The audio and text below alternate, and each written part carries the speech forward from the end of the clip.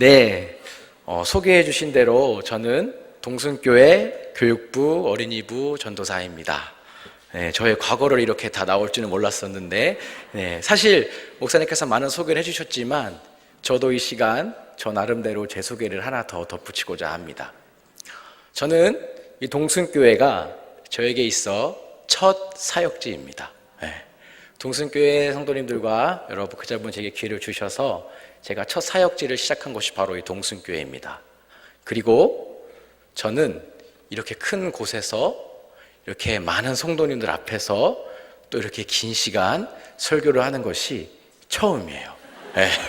자, 첫 사역지에서 처음으로 이런 설교단에 섰다는 것은 제가 태어나서 처음으로 이런 설교를 하게 됐다는 점인 것입니다. 그래서 사실 인간적인 마음으로 굉장히 부담감이 있고요, 굉장히 떨립니다. 그래서 아까 저쪽에서 계속 앉아서 기도했습니다. 하나님, 인간적인 긴장, 떨림, 이건 넘어서 하나님의 떨림으로 하나님이 허락하신 거룩한 부담감을 안고 내가 이 시간 말씀 전하게 해주십시오 하고 제가 기도했습니다. 우리 성도님들 말씀 들으실 때도 속으로 계속 함께 기도해 주시면 제가 거룩한 부담감을 안고 이 시간 담대히 하나님의 말씀을 선포할 줄 믿습니다. 우리 사람에게는 여러 감정이 있습니다. 기쁨이 있고요, 슬픔이 있고요, 즐거움, 그리고 때로는 우울함, 분노, 더 나아가서 증오감을 우리는 갖고 살아가고 있습니다. 오늘 성도님들께서도 하루를 보내시면서 여러 감정을 겪고 또 경험하셨을 것입니다. 이 모든 감정들은 하나님께서 우리에게 주신 것이라고 저는 확신합니다. 인간이 이렇게 감정을 갖고 살아가는 것은 분명한데, 과연 우리 하나님은 이런 감정이 있으실까 하는 질문을 제가 들었습니다. 우리 하나님 과연 이런 감정을 갖고 계실까요? 네, 너무 당연한 대답입니다. 우리 하나님 역시 감정을 갖고 계십니다.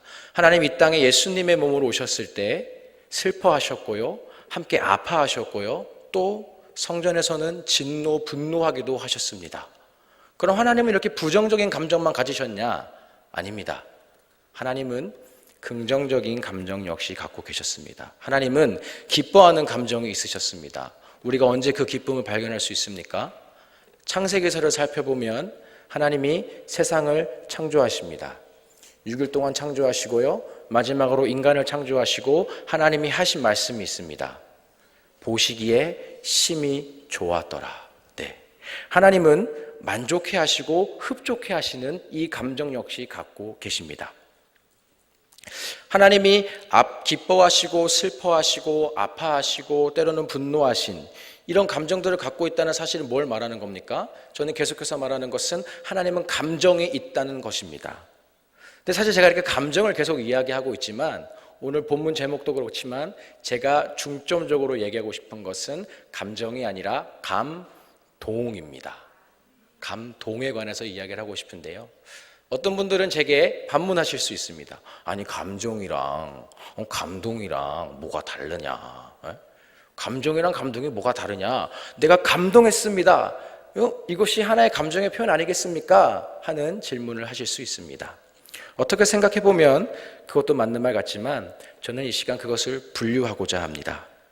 감정은 즐거움, 슬픔, 기쁨, 화남, 본능적인 것입니다.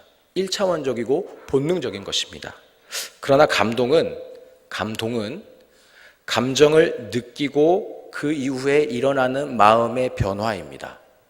그래서 때로는 슬픔 가운데에서도 우리가 감동할 때가 있고요, 때로는 즐거움 가운데에서도 감동할 때가 있습니다. 저는 어린이부 사역자입니다. 어린이부는 1학년부터 6학년까지 아이들이 이렇게 모여 있는데요, 이 아이들에게 그 과자를 얻어먹는다는 것은 굉장히 놀라운 일입니다. 이게 정말 기적과 같은 일인데, 어느 날 한 아이가 저에게 와가지고 과자 봉지를 뜯더니 그 과자를 저에게 하나 딱 건네줍니다. 이 놀라운 기적과 같은 이 광경이 제 앞에서 벌어졌어요. 이 과자를 나에게 준다고? 제 마음에 기쁨이 솟구쳤습니다. 그런데 이 아이가 과자를 준 것도 모자라서 한마디를 더 합니다. 전도사님, 전도사님 좋아요.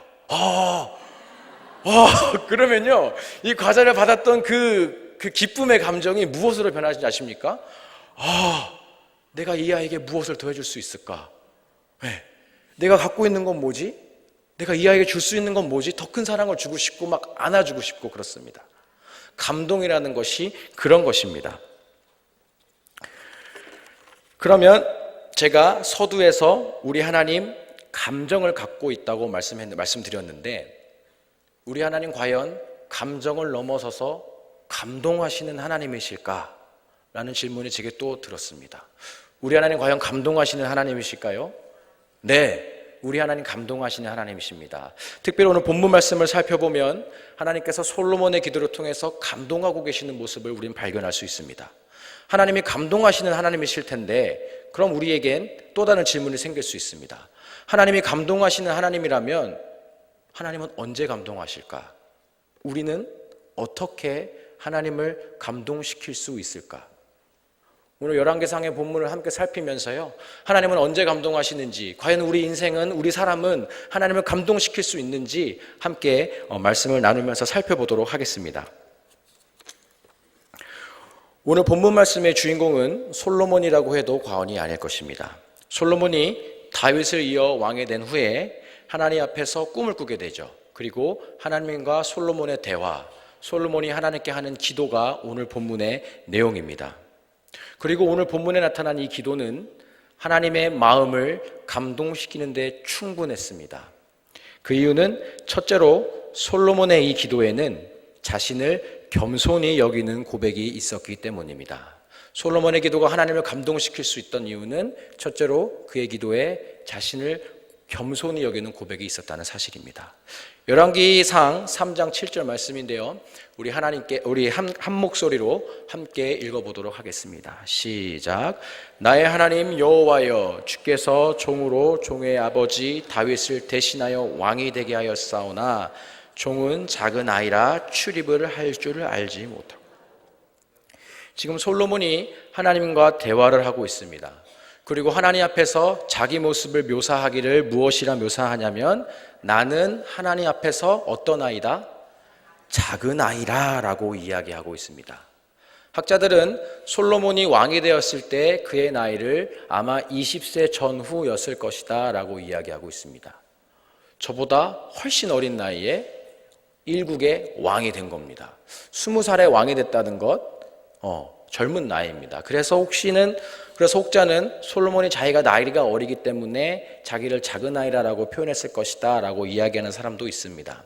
그런데 우리가 성경을 조금만 더 면밀히 살펴보면요, 이 히브리서 원문을 살펴보면 작다, 작은이라는 단어를 카톤이라는 단어를 사용했습니다.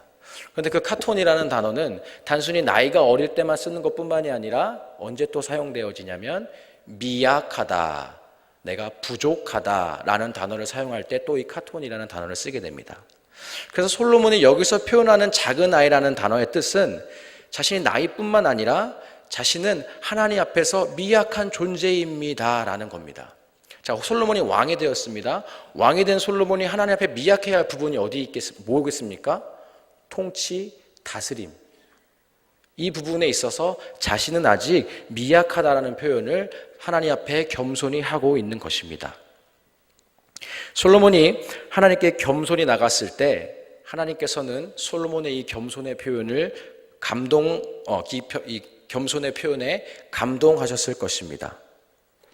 그가 겸손으로 나아갔을 때 하나님을 감동시켰기 때문에 하나님은 솔로몬이 구한 것뿐만이 아니라 구하지 아니한 것까지 솔로몬에게 더하여 주었습니다. 솔로몬이 1,000번제를 드렸습니다. 그리고 하나님께 겸손히 듣는 마음과 지혜를 구했습니다. 그런데 하나님은요, 솔로몬의 그 겸손한 표현을 들으시고는 솔로몬이 구하지 아니한 부와 영광까지 솔로몬에게 더하여 주셨습니다. 어떻게 솔로몬이 그 부와 영광까지 얻었다고요? 솔로몬이 하나님 앞에 겸손히 나아갔을 때, 자기를 지극히 작은 자라고 표현하며 겸손히 나아갔을 때 하나님은 솔로몬의 그 표현에 감동하시고 솔로몬에게 더할 수 없는 축복을 더하여 주셨습니다. 우리 하나님은 솔로몬의 그 겸손을 높이 사셨습니다. 우리 삶을 겪으면서도 마찬가지 아니겠습니까? 어떤 사람이 자기가 이렇게 돈이 많다고 하여서 떵떵거린다거나 혹은 자기가 누리고 있는 것들을 자랑하는 사람보다는 아유 제가 한 게 없지요. 하나님이 하셨습니다. 이런 사람들을 보면 우리의 마음이 더 끌리곤 하지 않습니까? 또 우리 선조들의 속담에도 이런 말들이 있습니다. 어떤 수레가 요란하다고요? 빈 수레가 요란합니다. 그리고 변은 무르익을수록 고개를 숙입니다.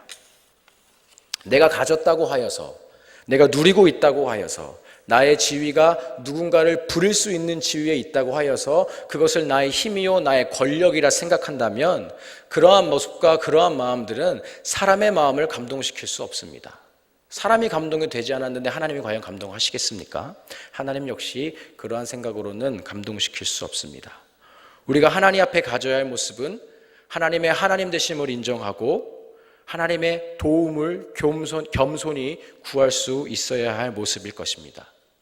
우리 잠언서 한 군데만 더 살펴보도록 하겠습니다. 잠언 3장 5절에서 6절 말씀입니다. 시작. 너는 마음을 다하여 여호와를 의뢰하고 내 명철을 의지하지 말라.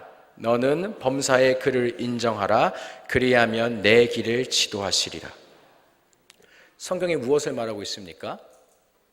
내 명철을 의지하지 말라. 네가 갖고 있는 지식, 네가 갖고 있는 삶의 배경, 내가 갖고 있는 경험, 그것들을 의지하지 말고 하나님을 인정하고 하나님을 의지하라는 것입니다. 우리는 우리 스스로를 내세우기보다, 나를 인정하기보다 내 삶 가운데 도움을 주실 하나님을 기대하고 겸손히 그 하나님 앞에 그 하나님을 의지하며 나아갈 때 우리 하나님의 마음을 감동시킬 것이고 우리 하나님도 우리의 겸손한 그 모습에 반응하실 것입니다. 솔로몬의 기도를 통해서 우리가 발견할 수 있는 또 다른 하나님을 감동시키는 방법, 그것은 무엇일까? 우리 9절 말씀 다시 한 번만 살펴보도록 하겠습니다. 3장 9절입니다. 시작. 누가 주의 이 많은 백성을 재판할 수 있사오리이까? 듣는 마음을 종에게 주사 주의 백성을 재판하여 선악을 분별하게 하옵소서. 하나님의 마음을 감동시키는 두 번째 방법은 선악을 분별하는 겁니다. 선악을 분별하는 것이 우리 하나님의 마음을 감동시킬 수 있습니다. 자, 우리가 선악을 계속 되뇌이다 보면 떠오르는 한 단어가 있을 것입니다. 뭘까요? 선악과. 이 선악을 분별하는 이 이슈는, 이 주제는 성경 안에서 굉장히 중요한 주제입니다. 창세기에 기록되어 있는 아담과 하와가 따먹은 선악을 구별하는 열매, 아담과 하와가 선악을 구별하는 그 선악과를 따먹음으로써 이 세상에 죄가 존재하게 되었습니다. 여기서 우리는 궁금한 것이 하나 생길 수 있습니다. 아담과 하와도 선악을 구별하려고 했습니다. 그렇지 않습니까? 그리고 솔로몬도 지금 하나님께 기도하기를 선악을 구별하려고 합니다. 그런데 아담과 하와가 선악을 구별했을 때하고 솔로몬이 선악을 구별하려고 했을 때하고 그 결과가 다릅니다. 하나님은 아담과 하와가 선악을 구별하려고 했을 때 그들을 향하여 진노하시고 그들을 징벌하시려고 하셨습니다. 그런데 솔로몬이 선악을 구별하려고 할 때는 하나님이 흡족해 하셨습니다. 그 차이가 어디에 있을까요? 선악을 구별하려고 하는데 그 차이가 어디에 있었을까 생각해 봤을 때 아담과 하와가 선악과를 왜 따먹었는지를 살펴보면 우리가 그 차이점을 발견할 수 있습니다. 창세기 3장 5절 말씀입니다. 뱀의 속삭임입니다. 제가 읽겠습니다. 너희가 그것을 먹는 날에는 너희 눈이 밝아져 하나님과 같이 되어 선악을 알 줄 하나님이 아심이니라. 아담과 하와가 선악을 구별하려고 했을 때 분명한 이유가 여기에 기록되어 있습니다. 선악을 먹는 날에 아담과 하와가 누구같이 된다고 합니까? 하나님과 같이 된다. 아담과 하와는 선악을 구별하고 했지만 그 마음속에 왜 선악을 구별하고 싶었는가 했을 때 이들의 마음에 하나님과 같이, 하나님과 동격으로, 하나님과 동급으로, 하나님과 맞먹으려는 그런 마음이 그들의 마음 가운데 있었다는 겁니다. 사실 에덴 동산에서는 무엇이 선이다 라고 말할 수 있는 분은 하나님 한 분뿐이었습니다. 그래서 하나님이 이것이 선이야 라고 하면 그것은 그냥 선이었습니다. 그런데 아담과 하와가 선악과를 따먹는 순간 하나님이 선이야 라고 말했던 그것들의 균열이, 갈등이 생기기 시작합니다. 아담과 하와가 선악과를 따먹고 한 첫 번째 행동이 무엇입니까? 자기들의 벌거벗은 몸을 어떻게 하나요? 부끄러워합니다. 하나님은 그들의 벌거벗은 몸을 가지고 부끄럽다, 그것은 부끄러운 것이야 라고 말한 적이 없습니다. 그것은 그대로 선한 거야. 나의 창조물이야. 넌 선한 거야. 그러나 아담과 하와가 선악과를 먹으면서 자신들이 선악의 기준을 판단하기 시작합니다. 하나님이 에덴 동산에서 유일한 판결자이시고 판단자였는데 이들이 선악과를 먹으면서 하나님과 동급으로 되면서 자신들 역시 하나님처럼 죄의 기준을, 선악의 기준을 판단하기 시작했다는 것입니다. 그런데 솔로몬은 조금 다릅니다. 솔로몬 역시 하나님 앞에서 선악을 구별하고자 합니다. 그런데 그 목적은 당시 왕이면은 꼭 해야만 하는 것이 있었는데 재판이라는 것을 꼭 했습니다. 여러 옳고 그름의 사건들이 막 눈앞에서 이루어지고 사람들은 이것을 법적으로 판결해달라고 왕 앞에 나옵니다. 근데 솔로몬이 자신의 삶을 보고 자신의 경험을 돌아보고 자신의 지식을 보고 자신의 옳고 그름의 기준을 가지고 그 사건들을 해결하려고 판결하려고 하다 보니까 부족하다. 내가 갖고 있는 옳고 그름의 기준으로는 공평하고 완전한 판결을 내릴 수가 없겠구나 하며 하나님의 도움을 구하고 있는 것입니다. 하나님은 그것을 흡족해 하신 겁니다. 솔로몬은 세상의 기준으로 이들을 판결하려고 하는 게 아니라 나는 아직 미약한 존재이기 때문에 하나님이 말씀하시는 선악의 기준을 내가 받아들이겠다라는 겁니다. 하나님 편에 서서 하나님의 옳고 그름, 내가 하나님의 대리자가 되고 내가 하나님의 대변자가 되며 내가 하나님의 종이 되어서 하나님이 옳다고 하는 것을 내가 옳다고 말해야겠다라는 고백을 하나님 앞에서 하고 있다는 겁니다. 성도님, 우리 마음 가운데 선악을 구별하고자 하는 의지가 있으십니까? 우리의 기도 가운데 하나님, 우리가 이 시대를 살면서 이 세대를 살아가면서 내가 하나님 편에 서겠습니다 하는 고백이 우리 가운데 있습니까? 사단이 잠시 왕노릇하는 이 시대 가운데 하나님이 알려주시는 옳고 그름으로 내가 서 있겠습니다 하는 그 고백이 우리 가운데 있냐는 말씀이십니다. 세상에서는 이것이 옳다고 말하지만 하지만 내가 하나님을 따르고 내가 말씀을 붙드는 사람으로서 하나님의 악이다 하면 과감히 그곳 가운데 돌아설 수 있겠냐는 말씀입니다. 우리 하나님께서는 그러한 우리의 결단과 그러한 우리의 의지를 볼 때 하나님 감동하시리라 확신합니다. 세상의 사람들은 다 하는 악행이 있습니다. 남들 다 하니까 너 해도 괜찮아. 그러나 우리가 하나님을 믿고 하나님 말씀 앞에서 겸손히 사는 사람으로 하나님 앞에서 선악을 구별하는 사람으로 서서 세상이 옳다 하여도 모든 사람이 다 그렇게 살아도 우리 하나님이 원치 않는 것이라면 나는 돌아설 거야 하는 그 결단과 그 결심을 하나님 앞에 보이실 때 우리 하나님 우리의 삶의 모습을 보시며 크게 감동하시리라 확신합니다. 제가 두 가지 나눴는데요. 하나님을 감동시키는 것 생각보다 조금 쉬운 것 같습니다. 그렇지 않습니까? 첫째로 겸손하면 됩니다. 그리고 둘째로 선악을 분별하고자 하는 의지가 우리 가운데 있으면 되는 겁니다.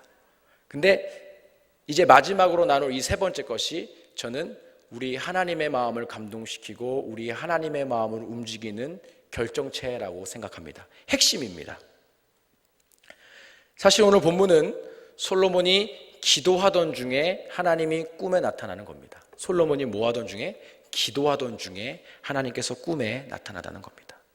솔로몬이 이렇게 기도하고 하나님 앞에 예배하는데 어느 정도 또 얼마만큼의 마음을 들여 예배했을까? 성경은 그의 예배의 모습, 기도의 모습을 1000번제라고 표현하고 있습니다. 어떤 사람들은 이 1000번제를 얘기하면서 동물을 1000마리 드린 거야 라고 얘기하고 또 어떤 사람들은 1000일 동안의 기도야 라고 이야기하는 사람들이 있습니다. 두 가지 중에 뭐가 됐든 성경이 말해보고자 하는 바는 솔로몬이 하나님께 예배하고 기도할 때 그 마음에 또 그 진심에 그 분량이 어마어마했다라는 것입니다. 저는 그리고 솔로몬의 이 기도가 우리 하나님의 마음을 움직이는데 가장 필요한 것이다 라는 생각이 듭니다. 기도하는 사람이 우리 하나님의 마음을 움직일 수 있고 우리 하나님을 감동시킬 수 있다라는 생각을 하고 있습니다. 기도는 아무나 할 수 있는 것이 아닙니다. 기도는 누구만 할 수 있습니까? 기도는 하나님을 따르고 예수님을 따르고 예수님의 이름으로 기도하는 사람만이 기도할 수 있는 것입니다. 우리 그리스도인들만 기도할 수 있다는 것입니다. 사실 겸손하고 선악을 구별하는 것들은 세상의 사람들이 너무나 많이 다 합니다. 저보다 겸손한 사람 세상에 너무 많습니다. 그리고 신기하게 교회를 다니지 않는데 성경의 말씀에 있는 법들을 지키는 사람도 굉장히 많습니다. 하나님을 모르는 사람도 정말 신기하게 이웃을 자기 몸처럼 사랑하는 사람이 있습니다. 그런데 기도만큼은 세상의 사람들이 감히 흉내낼 수도 없고요. 세상의 사람들이 감히 할 수 없습니다. 기도는 우리 그리스도인들의 특권입니다. 그리고 제가 믿기로는 우리가 기도할 때마다 우리 하나님 감동하시고 우리 하나님 기뻐하시고 우리 하나님 감격하실 것입니다. 저희 어린이 부가요 7월 말에 2박 3일 동안 연합 성경 캠프를 교회에서 진행했습니다. 제가 담당 사역자로 우리 아이들 이튿날 밤에 4, 5, 6학년, 고학년 아이들을 데리고 제가 기도 인도를 했어요. 한 30분간 짧게 기도 인도를 했는데 기도 인도를 하면서 제가 울컥울컥 감격했던 적이 한두 번이 아닙니다. 사실 이 아이들 기도하자라고 했을 때 기도 안 할 수 있거든요. 우리 아이들의 본래 성격이라면 얘들아 우리 기도하자 그러는 순간 선생님 졸려요 하고 누울 아이들이에요. 얘들아 우리 기도하자 하는 순간 선생님 치킨 사주세요. 선생님 자야 돼요. 게임해야 돼요. 밤새야 돼요.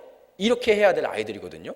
근데 정말 신기하게 제가 그날 얘들아 우리 모였으니까 이제 기도하자 하는데 이 아이들이 무릎은 꿇진 않았어요. 딱 손을 모으고 눈을 감고 입을 열더라고요. 딱 그 모습을 보는데 제 마음 한켠에 고맙다라는 생각이 들었습니다. 기도 인도를 하면서요 저희 주제가 교회 갈래 할래였는데 풀어하자면 세상 속에서 우리가 교회로 살자였습니다. 이 아이들과 기도 인도하면서요 제가 아이들에게 부탁했습니다. 얘들아 우리 크게 한번 외쳐보자. 내가 세상에서 교회입니다. 기도하던 중에 제가 외쳐보자고 했어요. 함께 외쳐보자고. 이 아이들이 따라하더라고요. 내가 세상에서 교회입니다. 크게 따라하더라고요. 제가 한 번 더 외쳐보고 싶었어요. 우리 또 한 번만 더 해보자. 내가 세상에서 교회입니다. 더 크게 합니다. 제가 한 번 더 하자고 했습니다. 하나님, 우리가 세상에서 교회입니다. 우리 아이들이요 정말 우렁차게 따라하더라고요. 제가 듣기로는 제게 들리기로는 그 아이들의 외침이 하나님 앞에서 하는 결단 같았습니다. 하나님 앞에서 하는 결심 같았어요. 그리고 세상에게 향하는 것은 하나님 앞에서는 결단이요 세상에게는 선포 같았습니다. 내가 오늘 이후부터는 하나님 앞에서 세상 안에서 교회로 살 테니까 이 세상아 나를 건들지 말아줘. 나를 건들지 말아라 하는 세상에 던지는 선포같이 느껴졌습니다. 제가 그 아이들의 그 기도 소리를 들고 너무 감격해서 막 눈물이 나려고 했습니다. 우리 하나님 어떠했겠습니까? 그 작은 아이, 그 아이들의 작은 입술에서 내가 세상에서 교회입니다라는 그 외침 천지를 뒤흔들었을 거예요. 하늘문을 뒤흔들었을 겁니다. 그리고 또 우리 아이들과 기도하면서 제가 이제 우리 이웃을 위해 기도하자 했습니다. 이 아이들 이웃을 위해 기도하기 시작했어요. 이 부분이 굉장히 중요한데요.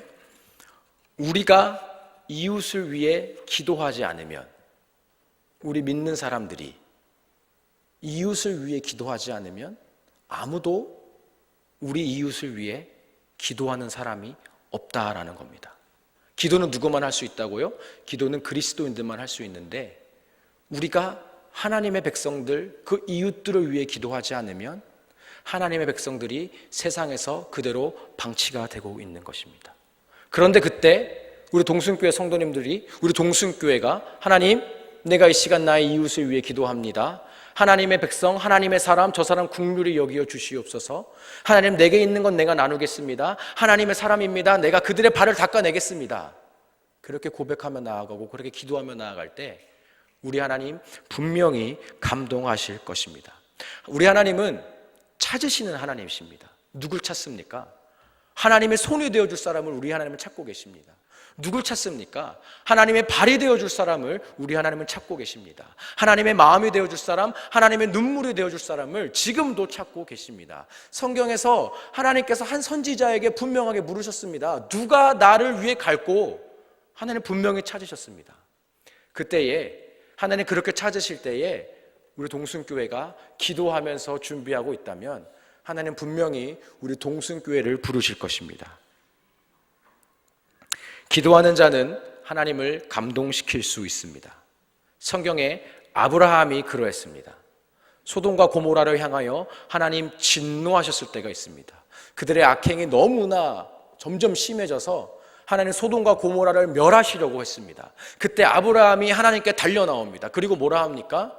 하나님, 저 성읍에 의인 10명이 있어도 하나님께서 멸하시겠습니까? 우리 하나님이요, 아브라함, 그 노인, 그 노년의 인생의 기도 소리에 감동을 하셨던 것 같습니다. 의인 10명이 있어도 하나님의 백성을 하나님께서 멸하실 겁니까? 하나님 아브라함의 기도에 감동하셔서 기회를 주십니다. 그래, 내가 한번 찾아보겠다. 의인 10명이 있으면 내가 이 진노를 거둬드리겠다. 성경에 모세가 그러했습니다. 이스라엘 백성들을 이끌고 광야에 나왔는데요, 이스라엘 백성들이 끊임없이 실수합니다. 끊임없이 우상을 섬기고 있습니다. 하나님 진노하십니다. 그리고 말씀하시기를 내가 이스라엘 백성들을 멸하겠다. 그때 모세가 달려 나옵니다. 하나님, 아브라함과 이삭과 야곱과 하신 그 약속을 잊으시렵니까? 우리를 긍휼히 여기어 주시옵소서. 우리 하나님 모세의 그 기도에 반응하셨습니다. 모세의 그 기도에 감동하셔서요, 기회를 주십니다. 오늘 솔로몬 역시 마찬가지입니다. 솔로몬의 기도 하나님을 감동시켰습니다. 저는 믿습니다. 우리의 기도 역시 아브라함과 모세와 솔로몬의 기도뿐 아니라 우리의 기도 역시 우리 하나님을 감동시킬 수 있습니다. 우리의 입술 가운데 겸손의 기도가 있고요, 우리의 입술 가운데 선악을 구별하고자 하는 그런 의지가 있다면 우리 하나님 우리의 기도를 통해서도 분명히 감동하실 것입니다. 우리 하나님 감동하시면 어떤 일이 일어나는 줄 아십니까? 제가 오늘 본문에서는 살피지 않았지만 3장 12절에서 13절 그 후반부의 내용을 함께 살피도록 하겠습니다. 함께 읽도록 하겠습니다. 내가 내 말대로 하여 내게 지혜롭고 총명한 마음을 주노니 내 앞에도 너와 같은 자가 없었거니와 내 뒤에도 너와 같은 자가 일어남이 없으리라. 내가 구하지 아니한 부귀와 영광도 내게 주노니 평생의 왕들 중에 너와 같은 자가 없을 것이라. 내 앞에도 내 뒤에도 너와 같은 자가 없을 것이다. 평생에 솔로몬 너와 같은 자가 없을 것이다. 놀라운 축복입니다. 이 축복은요, 근데 솔로몬에게만 말씀하시고 끝나는 게 아닙니다. 하나님께서 솔로몬에게 이렇게 축복하셨다면 우리 하나님 오늘 우리 동순교회에게도 동일한 축복을 내리실 수 있습니다. 이 교회 이전에, 이 동순교회 이후에 동순교회가 같은 교회가 이 시대에 없을 것이다. 평생에 동순교회만큼 나의 일을 감당하는 교회가 있지 않을 것이다. 우리 하나님 우리에게 동일한 축복 내려주실 줄 믿습니다. 이 사실을 우리가 기억했으면 좋겠습니다. 믿음의 선조들이 믿었던 그 하나님, 오늘 우리가 믿고 있는 그 하나님입니다. 과거에 그들이 하나님을 감동시켰다면 우리 역시 하나님을 감동시킬 수 있습니다. 오늘 본문 말씀을 통해 우리가 하나님을 감동시킬 수 있는 세 가지 방법이 뭐라고 했습니까? 첫째는 겸손입니다. 둘째는 선악을 분별하고자 하는 의지입니다. 셋째는 성도의 특권인 기도입니다. 저는 오늘 이렇게 성도님들과 말씀을 나누고 다시 우리 아이들에게 말씀을 나누러 가게 됩니다. 우리가 함께 오늘 나눈 이 말씀, 하나님 앞에서 겸손하고 선악을 분별하고자 하고 또 깨어 기도하고자 하는 이 모습을 우리 삶 가운데에서 녹여냈으면 좋겠습니다. 우리가 이러한 삶을 살아냈으면 좋겠습니다. 저에게 과자를 줘서 제가 감동해서 그 아이를 안아줬다면, 우리가 하나님을 감동시켰을 때 하나님이 우리에게 주실 사랑과 하나님이 우리에게 주실 은혜와 하나님이 우리에게 주실 축복은 정말 어마어마하지 않겠습니까? 사람이 감동받아도 선물을 주고 싶어 하는데 우리 하나님이 감동받을 때는 얼마나 큰 것들을 우리에게 주고자 하시겠습니까? 우리 겸손히 선악을 분별하고 겸손히 기도하면서 우리 하나님을 감동시키는 저와 우리 성도님들 됐으면 좋겠습니다. 우리 하나님 감동시킬 때 우리 하나님 놀라운 은혜로 저와 성도님들을 축복해 주실 것입니다. 기도하겠습니다. 하나님, 이 시간 함께 하나님 말씀 나누었습니다. 하나님, 우리의 모습을 보시며 친히 우리에게 반응하여 주시옵소서. 하나님이 우리로 하여금 겸손한 마음이 있게 하시고 우리로 하여금 선악을 구별하고자 하는 의지가 있게 하여 주시사 세상 가운데에서 세상의 기준으로 사는 것이 아닌 하나님의 편에서 하나님이 말씀하시는 선악의 기준을 가지고 당당히 이 시대를 살게 도와주시옵소서. 하나님, 우리로 깨어 기도하게 하여 주시옵소서. 우리가 기도하기를 쉬는 죄를 범하지 아니하게 하시고 우리의 빌바를 알려주시며 우리에게 기도의 영을 더하여 주시어서 이 시대와 하나님의 백성들을 위해 기도하는 우리가 되게 도와주시옵소서. 그리할 때 우리 하나님, 우리에게 놀라운 주의 사랑과 은혜를 더하여 주실 줄 믿습니다. 주님 말씀 붙들고 살도록 도와주시옵소서. 이 모든 말씀 예수님 이름으로 기도합니다. 아멘.